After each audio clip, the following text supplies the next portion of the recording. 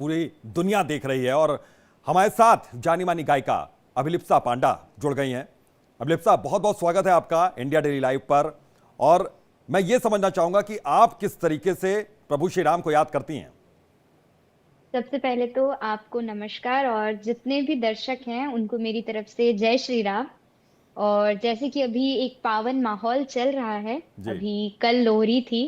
कुछ लोग हम्म। आज मकर संक्रांति मना रहे हैं, कुछ लोग कल मान रहे हैं। हम्म। तो उनको सभी को उत्तरायण, लोहरी, भोगाली बिहू हम्म। या फिर मकर संक्रांति, इसकी हार्दिक शुभकामनाएं। और जैसे कि आपने कहा, मैं श्री राम को कैसे याद करती हूँ। हम्म। श्री राम को अगर कहें, वो हमारे सिर्फ भगवान या आराध्य नहीं है, जी। वो हमारे लिए एक प्रेरणा स्रोत है। हम्म।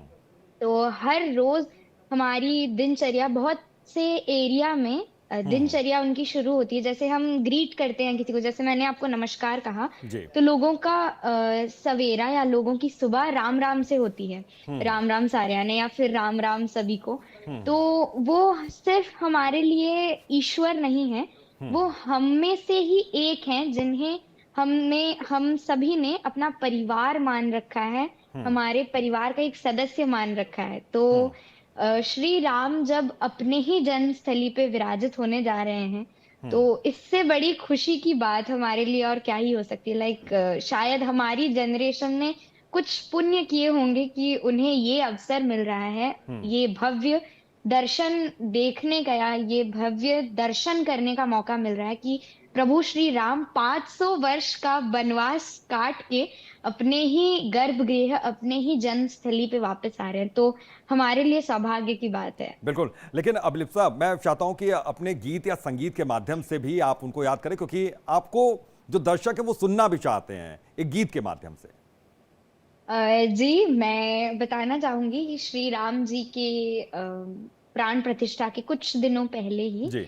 जैसे कि कल हमारा एक गाना रिलीज होने वाला है। तो हम्म। आपकी तरफ से ये एक्सक्लूसिव, जो आपने एक्सक्लूसिव बार दे रखा है, बिल्कुल। तो जरूर आपके चैनल के माध्यम से मैं थोड़ा बहुत वो गाना चाहूंगी। जरूर जरूर। उसके लिरिक्स कुछ ऐसे हैं।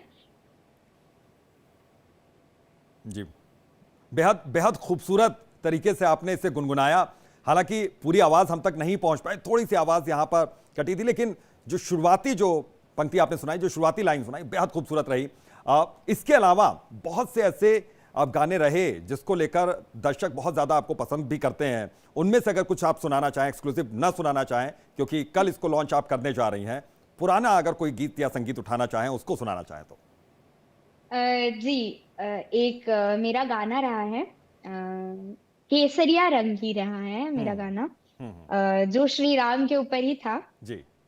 हम्म। बहुत खूबसूरत, बहुत ही उम्दा ये गाना रहा। लेकिन एक गाना है, वो भले ही भगवान श्री राम को याद करते हुए नहीं है, लेकिन उसने आपकी लोकप्रियता में बहुत इजाफा किया है। एक बार वो सुनना चाहेंगे, हर हर शंभू। जी, जैसे कि आपने जिक्र किया कि भगवान श्री राम का जो हम देखते हैं, महादेव हमेशा ध्यान में मग्न रहते हैं। हम्म। तो दोनों एक दूसरे को ध्याते हैं। श्री राम महादेव के भक्त हैं और महादेव श्री राम को ध्याते हैं, तो हम्म। दोनों ही एक दूसरे के आराध्य हैं। तो बिल्कुल। गीत श्री राम का हो या महादेव का हो, दोनों हम्म। के पास ही पहुंचता है। दोनों के पास पहुंचता है, वो बिल्कुल। जरूर सुनाना चाहूंगी मैं। जी। नागी शंभो शंभो शिव महादेवा। जी। बहुत बहुत बहुत बहुत शुक्रिया, और बहुत खूबसूरत अंदाज में आपने सुनाया बगैर किसी इंस्ट्रूमेंट के।